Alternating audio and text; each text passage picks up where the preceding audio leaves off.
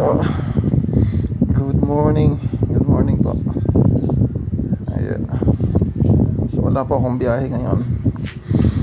Kagising ko lang. Pakagising ko sa mga guys. Ayan ang una kong tinitingnan yung mga propagations ko ng bonggabilya. So, nakapag ano na ako. Wala akong biyahe. Kasi 2 araw ako nasagad sa malalayong biyahe.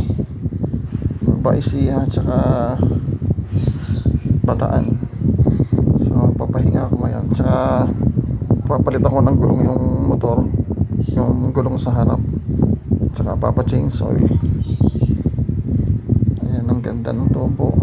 Naulanan kasi yan no, isang gabi. Nakapag na ako yan grafted ko yan nung July 25. Ayan, tumubo na sila lahat. Tumubo yung 3 greenhaft ko. So magiging 4 ang kulay niyan: pink, white, purple, tsaka orange. Ayan.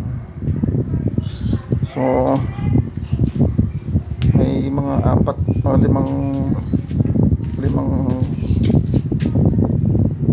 pat ako dyan na pinong pots na gagraftan ko din. So maghahanap muna ako ng maghahanap muna ako sa mga grid ng mga ibang gagraft. Itong isa na to wala pang shoot, pero kasabayan nung meron, kasabay niya tumubo. Sana magtuloy siya, sayang din naman. Sa paggagraft po kasi ng bonggabilya, try and try lang. Kapag hindi nag-success yung una, tulin mo lang yung isa, tapos graft mo ulit.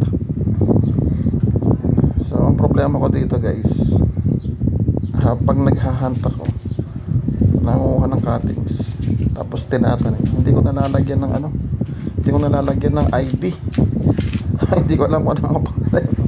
Saka na pag may tinubuan na ng dahon, yan ang daming pang propagation. So graft po tayo ngayon. So ito yung aking panggagraft. Itong purple at yellows, white at saka red. So ito ang original nito, ang original niya is kulay pink. So ayan, nag-graft ko na siya. Ito purple yan. So kailangan hindi masyado mahigpit, yung hindi lang masyado maluwag, sakto lang. Tapos kailangan yung mayroon ng agad na shoot, kasi magtutuloy na yan. So huwag kayong mag-graft ng sanga na ganyan na wala pa siyang shoot. Kailangan meron siyang shoot, magtutuloy na yan. Tapos babalutan ng plastic. Yan, babalutan ng plastic. Ito.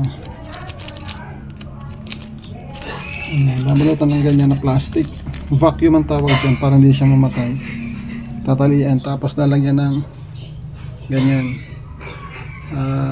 supot na papel para kahit na nasa direct sunlight siya. So tutuloy-tuloy ko muna to, may pa akong tatanim. So ito yung ginagawa ko pag day off. Ito yung ginagawa ko pag day off para hindi sayang yung oras, kasi ito may benta to Alright, tuloy ko muna to.